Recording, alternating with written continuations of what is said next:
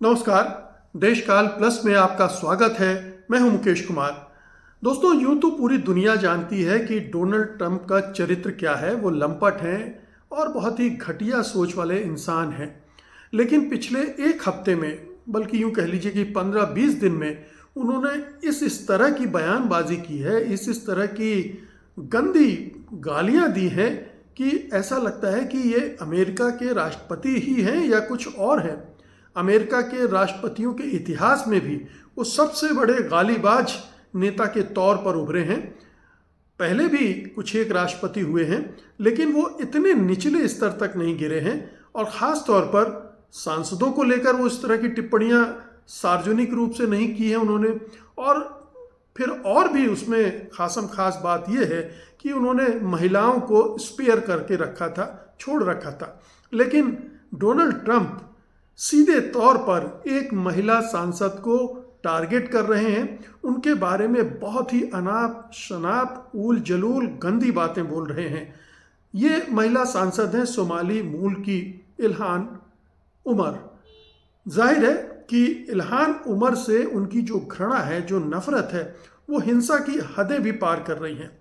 पहले कुछ समय पहले उन्होंने कहा था कि वो गार्बेज हैं, कचड़ा हैं, कूड़ा हैं। और न केवल उनको, बल्कि उनकी जो कंस्टिट्यूंसी है मिनेसोटा, वहाँ के सोमाली लोगों को भी गार्बेज बताया और कहा कि वो नरक जैसी जगहों से आए हैं। यानी सोमालिया को भी उन्होंने गाली दी, उसको भी नरक बताया और उन पूरे सोमाली समुदाय को ही नरक बता दिया। और ये भी कह दिया कि उन्हें वहाँ से चले जाना चाहिए, यहाँ से मतलब अमेरिका से चले जाना चाहिए।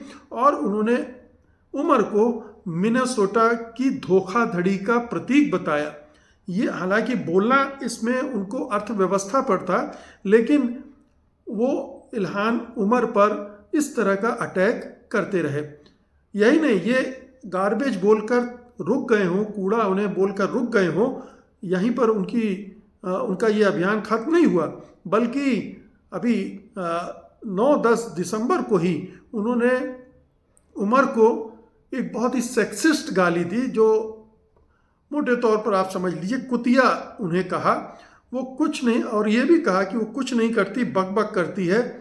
उन्होंने कहा कि मैं उनकी जो छोटी टर्बन है, वो सिर पर हिजाब पहनती हैं, उनको पसंद करता हूँ, लेकिन उनको बाहर चले जाना चाहिए।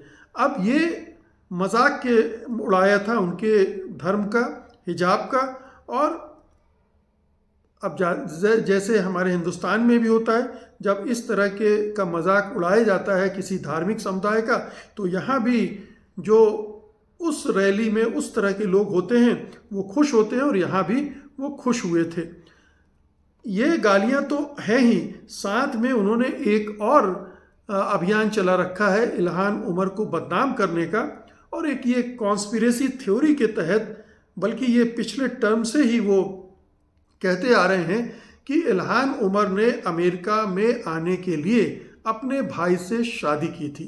अब ये बहुत ही घनघोर नस्लवादी और सेक्सिस्ट कमेंट है, और ख़ास तौर से इसलिए ज़्यादा हो जाता है कि इसका कोई आधार नहीं है। ये जो एसोसिएटेड प्रेस एजेंसी है जानी मानी दुनिया की, उसने, और factcheck.org ने हैं, और भी बहुत सारे मीडिया हाउसेस ने इसको बाकायदा इसकी परख की है, जांच परख की है, और पाया है कि वो सरासर झूठ है। वो इल्हान उमर को बदनाम करने के लिए झूठ बोल रहे हैं। तो ये एक के बाद एक बयान उनका और भी भयानक है। वो कह रहे हैं शूट हर आउट। साफ संकेत है कि इनको मार के निकाल दो, गोली मार दो। इस तरह की हिंसा पर उतर आए हैं। वो चुनी हुई जनप्रतिनिधि हैं, संसद का, वहाँ की कांग्रेस की मेंबर हैं, और उनके बारे में इस तरह की लगातार वो बयानबाजी कर रहे हैं। असल में ट्रंप जो है, डेमोक्रेटिक पार्टी, और उसमें भी कुछ महिलाओं से ख़ास तौर पर चिढ़े हुए हैं, जो मूलतः अमेरिकी मूल की महिलाएं नहीं हैं, सांसद नहीं है। इल्हान उमर भी डेमोक्रेटिक पार्टी से चुनी गई हैं। उनके अलावा 3-4 और महिलाएं हैं जो अमेरिकी मूल की नहीं हैं, और उनका एक समूह है, एक प्रोग्रेसिव टीम है, दल है, गुट है, जो लगातार प्रोग्रेसिव मुद्दों पर लड़ाई लड़ता रहता है। और उससे उनको बड़ी तकलीफ होती है, क्योंकि ट्रंप जिस तरह के सोच वाले आदमी हैं, वो एक निगेटिव और महिलाओं के बारे में, विदेशी मूल के लोगों के बारे में हमेशा इसी तरह की चीज़ें वो बोलकर अपनी कुंठा, अपनी नफरत का इजहार करते रहते हैं।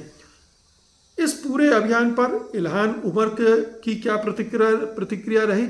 उन्होंने बिल्कुल साफ साफ कहा कि ये जो हेटफुल अभियान है जो डोनाल्ड ट्रंप का, वो हिंसा को बढ़ावा देती है और ये मेरी पहचान और सोमाली समुदाय पर हमला है। ट्रंप जो है वो तमाम अपने आर्थिक मोर्चों पर नाकाम हो रहे हैं और उससे ध्यान भटकाने के लिए हमको टारगेट कर रहे हैं, हम जैसे लोगों को टारगेट कर रहे हैं। इसी तरह से डेमोक्रेटिक और प्रोग्रेसिव की तरफ से जो बयान आए हैं, उनमें जो हाउस प्रोग्रेसिव कॉकस है उसने बयान जारी करके कहा कि ट्रंप के ये गालियां अस्वीकार हैं। इसी तरह से नैन्सी पेलोसी जो कांग्रेस की अध्यक्ष भी रह चुकी हैं, उन्होंने कहा कि ये विशुद्ध नस्लवादी गालियां हैं। इस तरह से लगातार ये सिलसिला चल रहा है और ये जो मीडिया है उसमें भी ट्रंप की भारी आलोचना हो रही है।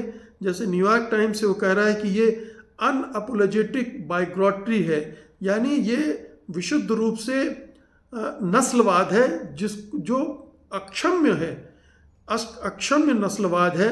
द हिल है, उसने टिप्पणी की है कि ये जो माइग्रेशन है उसके बहाने इन पर अटैक किया जा रहा है।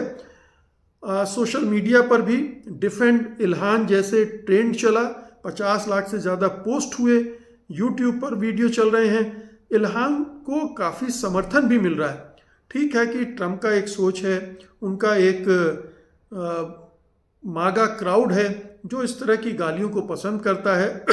जैसे हमारे यहाँ अगर कोई नेता जर्सी गाय, हाइब्रिड बछड़ा, 50 लाख की गर्लफ्रेंड, ये सब कहता है तो उनका एक फॉलो करने वाला एक ग्रुप है, उनको बड़ी खुशी होती है इस तरह की गालियाँ सुन के, क्योंकि उनकी भी मानसिकता वही है और इसी तरह की मानसिकता वाले लोग वहाँ भी हैं।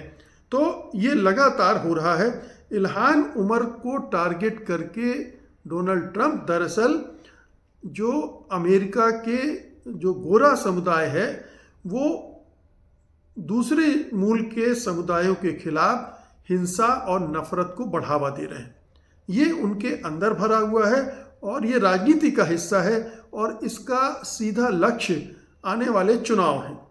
अगले साल मिड टर्म पोल होने हैं और ये पोलराइजेशन की पॉलिटिक्स है, जिसमें जो बाहरी मूल के लोग हैं, विदेशी मूल के लोग हैं, उनको टारगेट करके अपना जो वोट बैंक है, गोरों का वोट बैंक है, ग्रामीण इलाकों का जो वोट बैंक है, मजदूरों में जो उनको थोड़ा लोकप्रियता मिली है, वो सारा वोट बैंक को वो अब एकजुट करना चाहते हैं, क्योंकि हाल में उन्हें बार बार मात खानी पड़ी है। न्यूयॉर्क के गवर्नर की बात, मेयर की बात तो छोड़ ही दें, कई जगह गवर्नर के जो चुनाव हुए हैं वहाँ भी रिपब्लिकन पार्टी हारी है और एक साफ संकेत है कि ट्रंप हर मोर्चे पर नाकाम हो रहे हैं।